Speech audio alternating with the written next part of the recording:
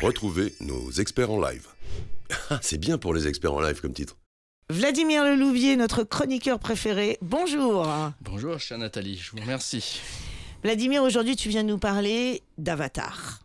En fait, Avatar, c'est sorti il y a 13 ans. Et depuis, on est dans les starting blocks à attendre qu'il se passe des choses autour de ça. Tout à fait, c'est vrai que Avatar, c'est juste le tout premier film au box-office. 2,9 milliards de dollars au box-office. Ça fait le numéro 1, juste devant Avengers Endgame et un autre film de Cameron, donc Titanic, c'est pas si mal. Oui, juste rien. Ouais, c'est rien. Surtout que comme on le voit sur les tableaux, ça fait des chiffres dans plusieurs fois et sur plusieurs relances, des excellents chiffres, et c'est aussi des excellents chiffres en vidéo. En vidéo, en jeu vidéo ou en sortie vidéo? En sortie vidéo, en Blu-ray, en DVD, c'est presque 2 millions en France, par exemple, de Blu-ray, de DVD, c'est pas si mal. Donc c'est un film qui est sorti il y a 13 ans, mais qui a existé dans les foyers. Bien sûr. Depuis, et qui fait partie maintenant du patrimoine? Oui, tout à fait. Et je pense aussi, là on parle beaucoup de chiffres, mais en fait Avatar, c'est pas que ça, c'est pas que des chiffres. C'est aussi pour moi une révolution dans le cinéma, parce que par exemple c'est le film qui a popularisé la 3D. Tout à fait. Et c'est aussi un film qui a, comme Le Seigneur des Anneaux en son temps, révolutionné l'appréhension de tout ce qui est effets spéciaux. Ça a mis à un niveau hyper haut, c'est la spécialité de Cameron. Donc voilà, et par ailleurs, donc c'est vraiment un film très important. Et d'ailleurs, ça a été récompensé par pas moins de 11 Oscars, ce qui est quand même pas si mal pour un film d'action. Ah oui, j'avais oublié, effectivement. Ouais, donc c'est extrêmement important. Ouais. Et donc, Avatar existe dans les foyers, existe dans le cinéma, dans le jeu vidéo. Bientôt dans d'autres domaines. Ouais, mais c'est surtout, il existe au cinéma, parce que là, il y a Avatar 2 qui arrive. Ah bah oui. Enfin, parce que ça fait quand même 13 ans qu'on l'attend. Il faut pas oublier que Avatar 2, on l'attend depuis 2014. C'était sa sortie officielle. On est quand même en 2022, c'est quand même pas si mal. Oui. Et voilà, et en fait, ça a été repoussé parce qu'il a rajouté plein d'avatars, excuse-moi du jeu de mots, d'avatars scénaristiques, plein de nouvelles technologies. Il y a eu le Covid, donc voilà, il sort enfin maintenant, quoi. Mais en fait, Avatar aurait pu ne jamais s'arrêter, puisque à chaque fois, on y ajoute des modernités qui viennent dans la vie d'aujourd'hui. Tout à fait. Mais enfin, il sort. Enfin, il sort, et il a coûté pas mal d'argent, parce que le tournage, il a tout simplement coûté d'Avatar 2, 3, 4 et 5 qui ont déjà été tournés. Il a coûté 1 milliard.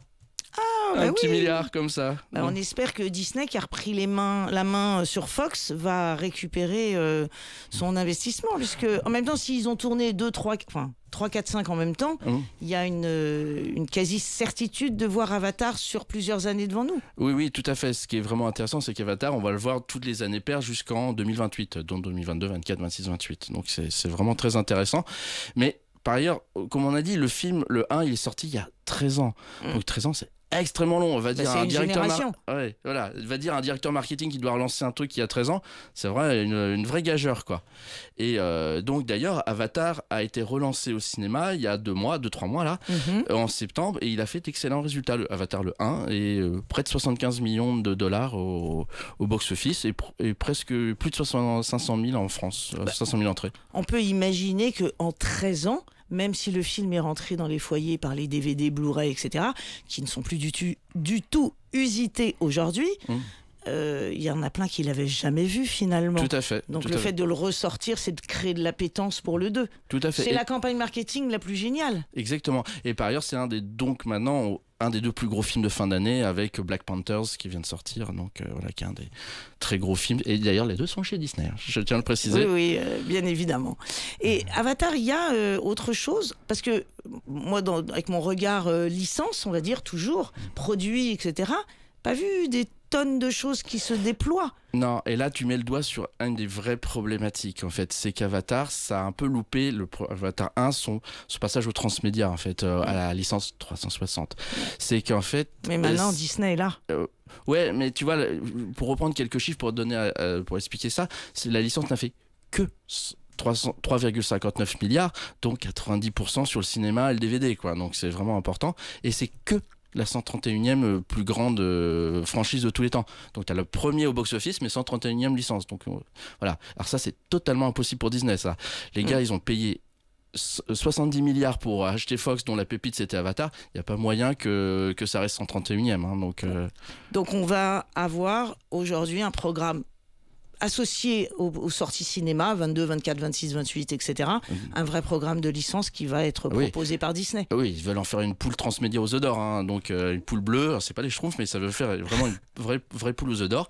Et donc ils font les films, mais surtout ils se sont associés à des grands experts dans leur domaine. Je pense à Ubisoft qui va ressortir Avatar Frontiers of Pandora dans son exercice fiscal 23-24, donc ça devrait être fin d'année prochaine a priori. Il y a Lego qui vient de sortir ses premiers sets, il y a McFarlane qui vient de lancer ses figurines, donc normalement il y en a plein d'autres que je peux pas tous citer, mais effectivement ils veulent en faire une licence 360 au sens Disney du terme, quoi. Un peu ce qu'ils ont fait avec Star Wars. Tout à fait, et justement c'est amusant que tu parles de Star Wars parce qu'en fait c'est collé quand même là, ça semble...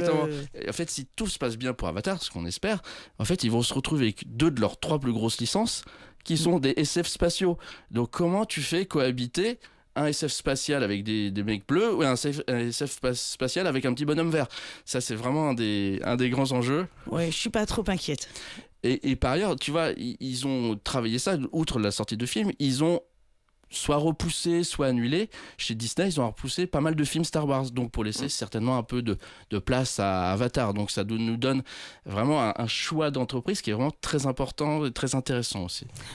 Stratégiquement, Disney en général, même avec ses cellules extérieures, puisque Marvel, Fox évidemment, ou d'autres, ils savent bien gérer à pas trop se marcher dessus et surtout pas scier la branche sur laquelle ils sont assis. Donc repousser du Star Wars au profit d'Avatar, ça semble juste aussi aérer l'espace des rayons. Ah oui, ils savent très bien faire. On n'a pas des hésitations, donc je pense que ça marchera très bien. D'accord. Eh ben écoute, merci beaucoup. Je t'en prie, comme on a phase de Coupe du Monde, on va dire allez les Bleus. Hein. Allez les Bleus, ça marche. Merci Vladimir. Merci, bonne journée. Kobrands. Brands to be alive. Retrouvez-nous sur kobrands.fr. Bend over, Julia.